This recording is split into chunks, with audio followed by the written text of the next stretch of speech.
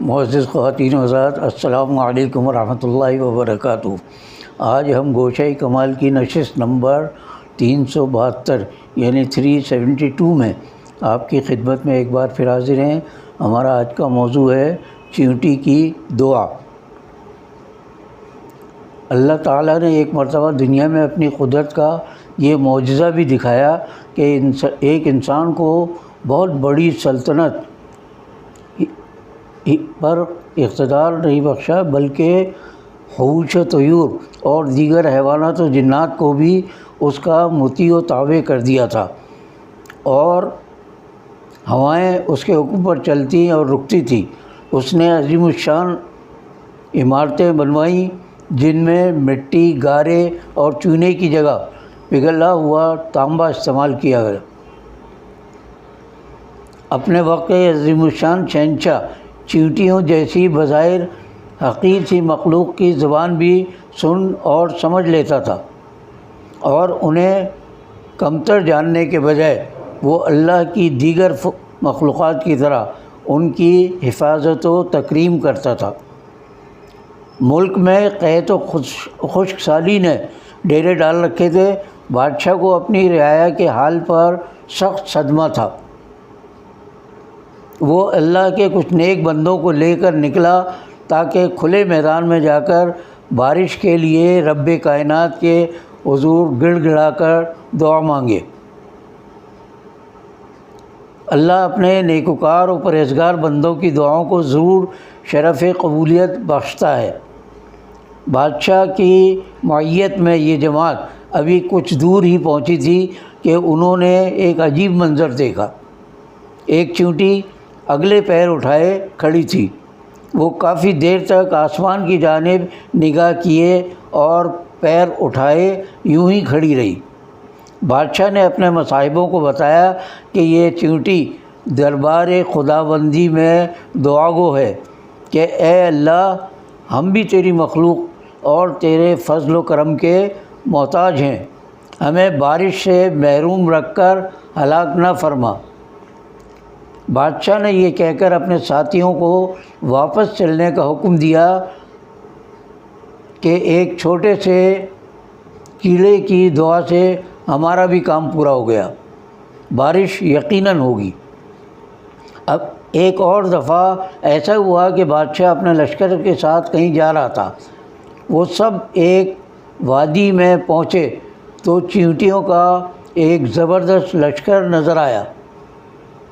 چیونٹیوں کے سردار نے اپنی رعایا کو حکم دیا کہ وہ سب فوراً اپنے اپنے بلوں میں گھس جائیں۔ اسے اندیشہ تھا کہ یہ انسانوں کا یہ گروہ کہیں انہیں بے خبری میں کچل نہ ڈالے۔ انسانوں کے علاوہ چرند و پرند اور جنات و حیوانات پر حکمرانی کرنے والا تاریخ کا یہ منفرد بادشاہ ایک دن اپنے دربار میں سب بستہ کھڑے جن و انس اور حیوانات کا معائنہ کر رہا تھا تو اس نے ایک پرندے کو غیر موجود پایا۔ اسی دوران وہ آ گیا اور بادشاہ کو ملک یمن کا حال سنایا، جہاں ایک ملکہ حکومت کرتی تھی۔ تمام خوبیوں کے ساتھ ملکہ اور اس کی رعایا میں ایک بڑی خرابی یہ تھی کہ وہ سب سورج کی پوجا کرتے تھے۔ گزشتہ صدی تک لوگ پرندوں سے پیغام رسانی کا کام لیا کرتے تھے۔ خدا پرست بادشاہ نے اس پرندے کو اپنا مکتوب دے کر ملکہ کے دربار میں بھیجا۔ پرندے نے خط کو کھلے دربار میں اپنے قیمتی تخت پر بیٹھی ملکہ کی گود میں ڈال دیا۔ بادشاہ نے خط میں ملکہ کو فخر و غرور اور سرکشی سے باز آنے اور اللہ کی اطاعت اور فرمانبرداری اختیار کر کے اپنے دربار میں پیش ہونے کی ہدایت کی تھی۔ ملکہ نے شاہی روایت کے مطابق پہلے اعلیٰ تحائف اپنے قاصدوں کو بادشاہ کے دربار میں لے کر بھیجا، جہاں وہ انسانوں جنوں اور حیوانوں پر حکمرانی کرنے والے اس یکتائے زمانہ بادشاہ کے ٹھاٹ باٹ اور شان و شوکت کو دیکھ کر بہت مرعوب ہوئے۔ پھر جب انہوں نے نیک دل اور فرشتہ صفت بادشاہ کی تواضع، انکساری اور خاطر و مدارات دیکھی تو اس سے مانوس ہو گئے۔ بادشاہ نے بتایا کہ مجھے یا میرے ملک کو تحائف اور مال و اسباب کی دولت ثروت کی کوئی ضرورت نہیں ہے۔ تم خود دیکھ رہے ہو کہ اللہ نے مجھے بے پناہ انعام و اکرام سے نواز رکھا ہے۔ میں تو بس یہ چاہتا ہوں کہ تمہاری ملکہ اور رعایا مالک حقیقی کی اطاعت قبول کر لے اور دنیا کے ساتھ آخرت کی نعمتوں کی بھی حقدار بن جائیں۔ قصہ کوتاہ ملکہ تقریباً 1,500-2,000 میل کا سفر طے کر کے بادشاہ کے دربار میں حاضر ہوئی۔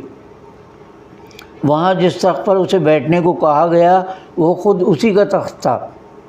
اتنے بھاری بھرکم اور جڑاؤ تخت کو اپنے سے پہلے وہاں پا کر ملکہ بہت حیران ہوئی اور بالآخر بادشاہ کی خداداد قوت و طاقت کی قائل ہو گئی۔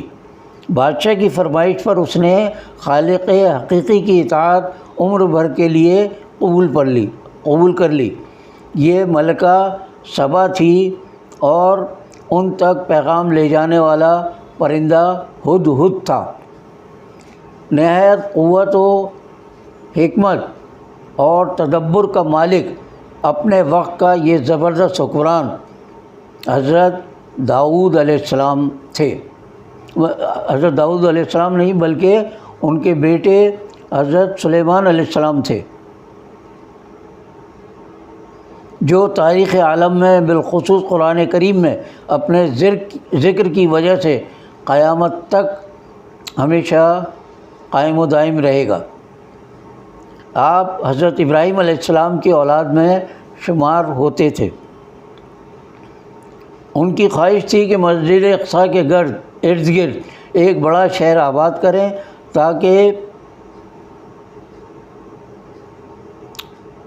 کریں چنانچہ جنات نے آپ کے حکم پر دور دراز علاقوں سے بڑے بڑے پتھر جو قیمتی بہت تھے انہیں لا کر ایک قلیل مدت میں شہر بیت المقدس تعمیر کر دیا۔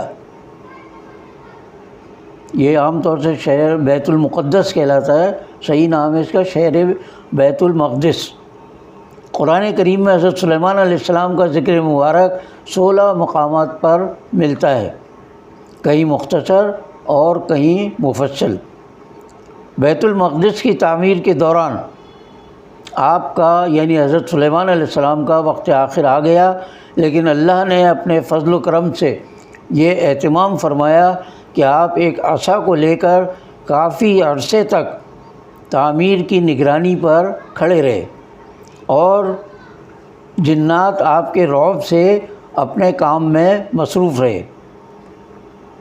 پھر جب اس عصا کو دیمک نے چاٹ کر اندر سے پوری طرح کھوکھلا کر دیا تو آپ کا جسد مبارک جو نامعلوم کب روح سے خالی ہو چکا تھا زمین پر گر پڑا۔ جنوں کو معلوم ہوا تو افسوس کرنے لگے کہ انہیں حضرت سلیمان علیہ السلام کی موت کا علم پہلے سے ہو جاتا تو وہ محنت و مشقت کا کام اسی وقت چھوڑ دیتے۔ اللہ تعالیٰ نے اپنے اس عظیم الشان پیغمبر کو دنیاوی شان و شوکت کے علاوہ علم و فضل سے بھی نوازا تھا۔ حضرت سلیمان علیہ السلام کو وہ حکومت عطا کی گئی جو ان سے پہلے یا ان کے بعد کسی کو میسر نہیں آئی، اور یہ نتیجہ تھا اس دعا کا جو آپ نے اپنے اللہ سے بطور خاص مانگی تھی۔ یہ دعا بھی قبول ہوئی اور قرآن میں محفوظ بھی ہو گئی۔ آج کے لیے اتنا ہی، باقی بشرط زندگی باقی۔